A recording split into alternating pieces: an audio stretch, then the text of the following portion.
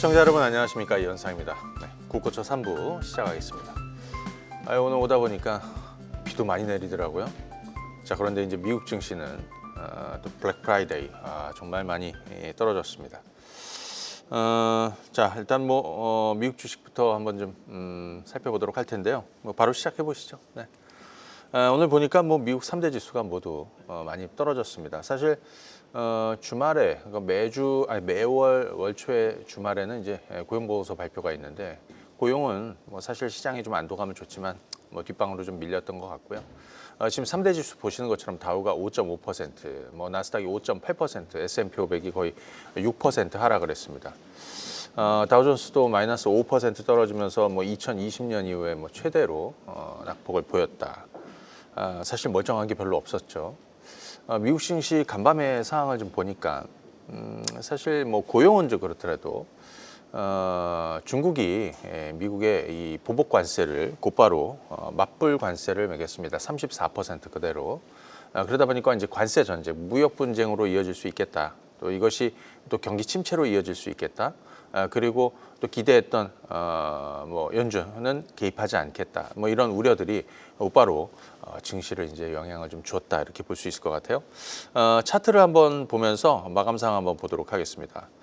다우지수 사실 목요일 증시에서도 4% 정도 하락을 했었는데요. 자, 주말장에서는 5.5% 폭락을 했습니다. 사실 미국 시장에 대해서 저희가 이 방송 통해서 약 한 3, 4주 전부터 미국 주식 투자를 좀 자제하시라는 얘기도 좀 드리고, 이번 주 월요일이었죠. 저희가 제 유튜브에서 매주 진행하는 야간 주식 반상에서도 미국 시장이 본격적인 하락장에 진입했다라는 말씀을 드렸는데, 이번 주는 특히 미국의 관세 발표, 상호 관세 발표 이후에 정말 낙폭이 커지고 있습니다. 주간 기준으로 보니까 다우가 다우도 거의 한 7, 8% 정도 떨어지는 이런 상황인데요. 당장에는 지지선 이런 것들이 사실 큰 의미는 없어 보입니다. 다만 이제 중국이 맞불 관세로 이제 받아쳤고, 사실 이 이후에 어떤 상황이 좀 만들어질 것이냐, 이런 부분을 좀 봐야 되겠는데, 기본적으로 하나 좀 보셔야 될 것 같은 경우에는 미국장이 기본적으로 지금 본격적인 하락장에 이제 진입했다라는 거, 미국 시장 또 미국 주식 하시는 분들은 좀 경계감 갖고 보셔야 되겠다라고 말씀을 드립니다. 자, 나스닥 한번 보겠습니다. 나스닥은 한밤에 5.8% 폭락했습니다. 기술주 중심으로. JP 모건이나 골드만삭스 같은 웨드부시라고 있잖아요. 웨드부시가 이런 평가를 내놨더라고요. 지난 25년 동안 증시 그리고 기술주 투자를 하면서 한두 번 이런저런 상황을 겪어봤겠습니까? 본인들은 과거 닷컴 버블도 겪어봤고, 그 이후에 금융위기라든지 코로나 위기라든지 다 겪어봤다. 하지만 지난 36시간, 36시간 동안의 트럼프발 관세, 이것은 정말 최악이라는 거죠. 그래서 기술주, 증시의 어떤 경제적 종말, 이런 표현까지, 거친 표현까지 좀 써서 상당히 지금 분위기가 진짜 이렇구나라는 걸 좀 볼 수 있을 것 같아요. 자, 사실 저희가 나스닥이 지난 2만 선의 저항을 계속 받으면서 19,000이 깨지고 18,000원이 깨지고 일시적인 바운딩이 있겠지만 계속해서 좀 약세 분위기로 갈 것이다. 제가 지지난주 나와서도 그런 말씀을 좀 드렸었는데, 자, 깨졌습니다. 17,000도 깨졌고 지금 이제 16,000도 깨졌습니다. 기본적으로 추가적으로 더 급락할 것이다. 그럴 수도 있죠. 추가적으로 하락할 수도 있고, 하지만 당장은 어디가 저점인지 굳이 예단할 필요는 없을 것 같고, 가격 조정과 기간 조정을 계속 거칠 가능성이 높다. 관세 악재, 스태그플레이션 우려까지 이미 침체 아니냐, 이런 표현도 좀 있을 수 있을 것 같은데요. 이런 분위기가 지금 미국 시장에 계속해서 좀 반영되고 있다, 이렇게 볼 수 있겠고요. 미국채 10년물 한번 볼까요? 보통 미국채 10년물이 지금 장중에 4% 아래로 좀 내려갔다가 지금 4%까지 떨어졌습니다. 이게 4.8부터 시작했던 거죠. 이런 식으로 지금 내려와 있습니다. 사실 이거는 최근에 이제 우리가 그런 얘기도 드렸어요. 트럼프 대통령 같은 경우에는 미국채 10년물 이거 떨어지는 거 당연히 그렇게 그거 좀 원하는 거 아니야? 왜냐하면 사실 올해 같은 경우에도 미국 부채 만기가 되는 부채가 올해만 한 9조 달러 정도 된다. 그래서 사실 국채금리 좀 떨어뜨려야 되고 증시도 그러니까 증시가 조금 빠져줘야 안전자산으로 많이 쏠리겠죠. 그래서 예를 들어서 국채금리 이렇게 빠지게 되면 국채 가격은 급등했다라는 거예요. 사실은 금리가 이렇게 좀 빠지면 증시도 좀 올라서 줘야 되는데 그 반대로 움직여주고 있습니다. 자, 하나만 더 볼까요? 국제 유가 한번 보겠습니다. 국제 유가가 이틀 동안 근 한 10% 정도 폭락했습니다. 근 10%나 폭락했습니다. 간밤에 한 7%나 폭락했거든요. 그죠? 예, 장중에는 9% 떨어졌다가 경기 침체를 반영하고 있지 않나 이렇게 볼 수 있을 것 같습니다. 그래서 이런 부분을 종합적으로 좀 반영을 해서 자, 그리고 필라델피아 반도체 지수 한번 보도록 하겠습니다. 반도체 업종도 낙폭이 굉장히 좀 컸거든요. 사실 이전에 좀 이 구간, 이 지지선은 좀 지켜낼 수 있지 않을까 이런 생각을 좀 그죠? 충분히 가질 수 있었는데 이번에 다시 빠지면서 이틀 동안 폭락이 있었습니다. 추가적으로 좀 하락한다면 기술적 반등 충분히 나올 수 있는 이런 자리지만 당분간 여러 여건을 봐서는 미국 증시가 당분간 굉장히 좀 혼란한 상태가 될 가능성은 좀 있다. 그렇게 생각이 들어요. 그래서 제가 계속 말씀드린 대로 미국 주식 투자는 좀 자제하면서 좀 볼 필요가 있겠다 이렇게 싶습니다. 몇 가지 종목들도 한번 좀 보도록 하겠습니다. 우리 엔비디아 한번 보도록 할까요? 자, 엔비디아도 사실은 좀 지켜줘야 되는 110달러와 100달러를 깼습니다. 특히 100달러를 깨고 내려갔습니다. 예, 100달러를 깨고 내려갔습니다. 기술적 반등은 있겠지만 100달러가 매력적으로 보여? 별로 그렇게 매력적으로 보이진 않습니다. 자, 일단 상황을 좀 보시도록 하죠. 주가가 90달러 아래로 내려왔을 때 반등이 좀 나오는지 여부를 봐야 되겠지만 당장의 엔비디아도 매력도는 상당히 떨어져서 개인적으로는 가격적인 매력은 별로 못 느끼겠다. 이렇게 볼 수 있겠고요. 애플 한번 볼까요? 애플도 피해주죠. 관세 피해줍니다. 지금 애플은 중국에서 또 그리고 베트남에서 아이폰이나 이 제품 생산을 하고 있는데 중국은 34%, 그 다음에 베트남은 46% 관세를 부과하기로 했습니다. 애플에 고스란히 이제 영향을 주는 거게 되겠죠. 애플도 간밤에 7%나 폭락했습니다. 장중에는 좀 반등 시도가 좀 있는가 했는데 사실은 애플은 좀 억울할 수도 있죠. 왜냐하면 지난 그 미국 시장의 어떤 대세 상승기 동안 지난 1년 동안 사실 오른 게 없어요. 지금 200달러를 깨고 내려가 있는 상황입니다. 예. 다음 지지선은 한 170, 180 정도 되는데 당장에는 이 주식들을 저가 매력이 좀 부각이 된다. 이렇게 보는 것보다는 분위기를 좀 보시면 좋을 것 같다. 이만큼 정말 거칠게 빠지고 있습니다. 테슬라도 한번 볼까요?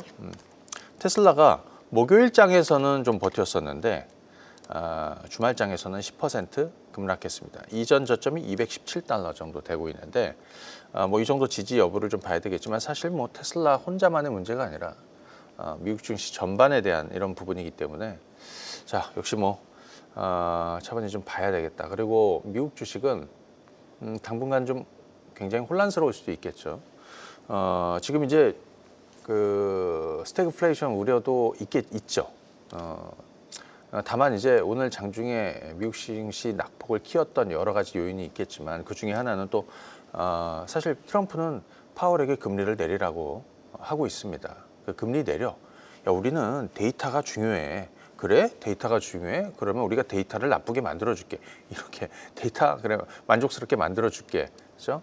자, 그런데 파월은 또 개입하지 않는다라고 했습니다. 그래서 기본적으로 지금 미국 증시 굉장히 좀 혼란스러운 상황으로 가고 있다. 자, 이렇게 좀 말씀드릴 수 있겠고요. 자, 그러면 이제 국내 증시 좀 넘어가 보도록 하겠습니다. 자, 오늘 우리 연결해 보나요? 예, 자, 우리 임정욱 대표 연결해 보겠습니다. 안녕하세요. 예, 반갑습니다. 예, 자, 오늘 분위기 어떤가요?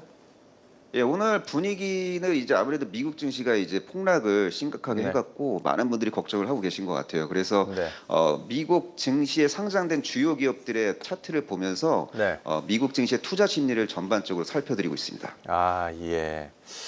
우리 임정욱 대표께서는 다음 주 시장은 좀 어떻게 될 것 같아요, 우리는? 뭐 간단하게 한번 여쭤볼까요? 예, 지금 죄송합니다. 지금 소리가 지금 잘 안 소리가 잘 안 들려갖고요. 들리셨나 보다. 예. 지금 거기서 이제 종목 상담도 좀 해주시고 계시죠? 예, 주요 기업들에 대한 어떤 뭐 대응 전략 같은 거를 제시하려고 노력하고 있습니다. 예, 알겠습니다. 뭐 특징적인 종목 있나요? 아무래도 지금 네. 뭐 빅테크들이 많이 빠져갖고 아마 네네. 월요일 날 대한민국 주요 그 IT 기업들의 시가가 하락 출발할 가능성이 높잖아요. 네네네. 그래서 과연 어떤 식으로 주가 흐름이 전개될지 그 네. 부분에 대해서 집중적으로 설명해 드릴 예정입니다. 예.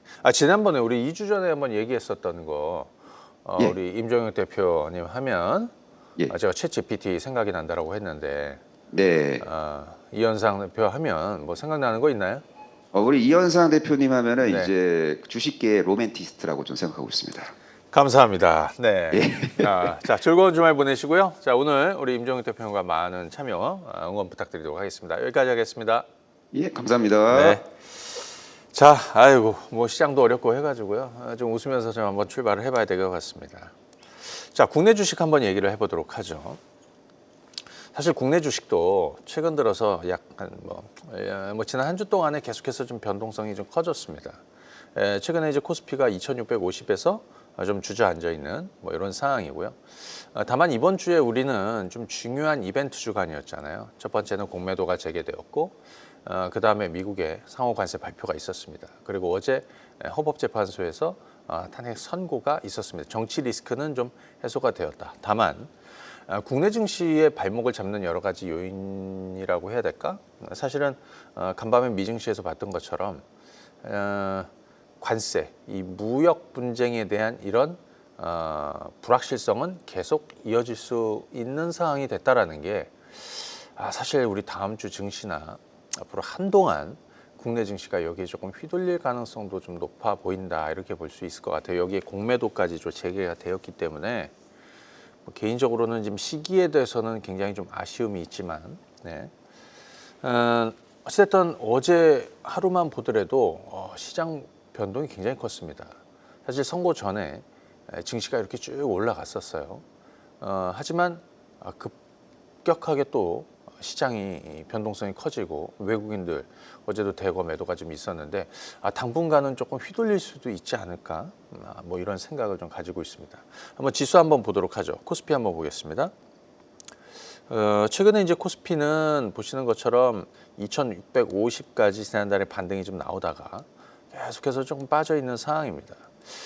지난 목요일과 금요일 양 이틀 우리가 기술적으로만 본다면 뭐 나쁘지 않았다라고 볼 수도 있습니다. 그러니까 빠져서 출발했고 전약 구강으로 돌렸고 그 다음에 또 금요일장도 떨어져서 출발했고 그죠? 그리고 반등 시도가 좀 어찌됐든 이렇게 나와 있는 이런 상황입니다. 외국인들의 뭐 대규모 매도에도 불구하고 말이에요. 그런데 이제 보시게 되면 다음 주 같은 경우도 아마 크게 개파락할 가능성이 있어 보입니다.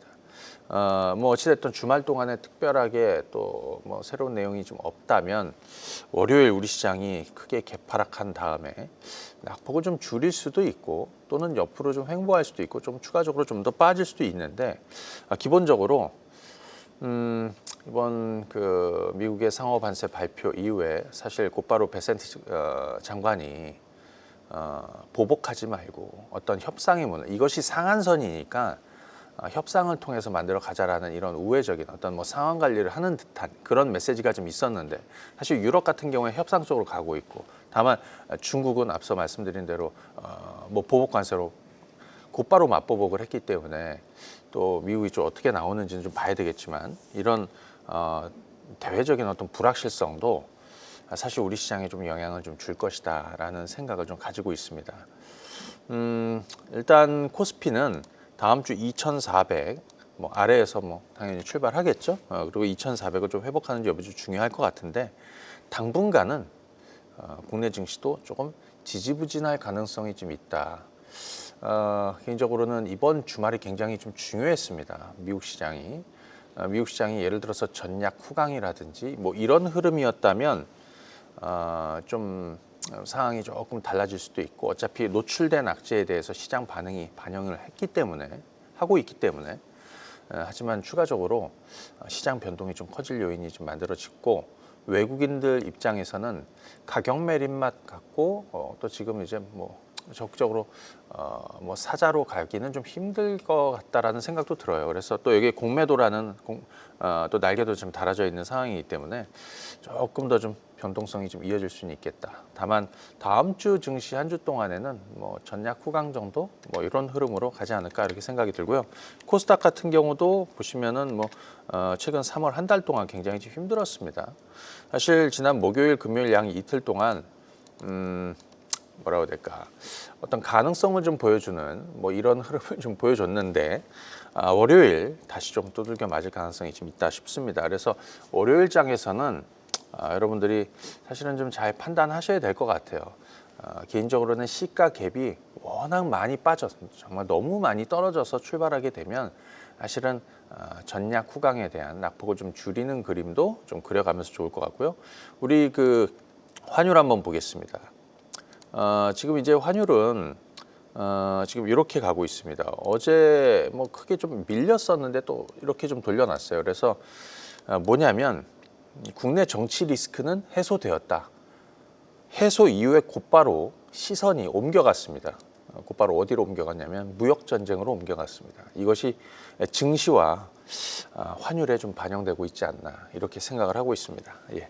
자, 그래서 전체적으로 좀 종합해 보면 기본적으로 한국 시장이 다소 미국 시장 영향을 좀 당연히 받을 것 같고요. 그다음에 지금에 있는 뭐 정치 리스크, 국내 리스크는 좀 해소가 되었지만 사실 이 무역 분쟁이라는 이게 지금 다시 좀 불거져 나온 상황이고 뭐 중국의 맞보복 소식 이후에 좀 더 좀 안 좋아지는 뭐 이런 분위기이기 때문에 다음 주도 좀 영향을 좀 받겠다 뭐 이렇게 싶습니다.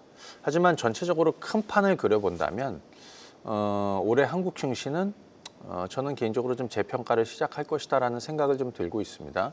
어찌됐든 국내 정치 리스크 해소되면서 또 이제 곧바로 60일 이내 대선 치러야 되고 그 이후에 새 정부에 대한 어떤 기대감들이라든지 이런 부분도 감안을 해서 올해 상저하고로 가지 않을까 싶습니다.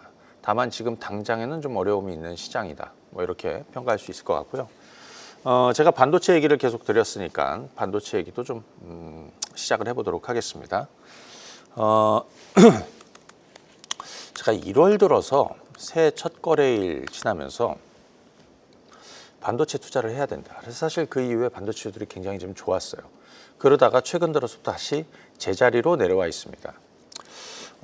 관세, 또 무역 분쟁 여기에 또 휘둘릴 수 있는 뭐 쪽이라고 보여지고 그다음에 간밤에 미증시에서 좀 좋지는 않았습니다.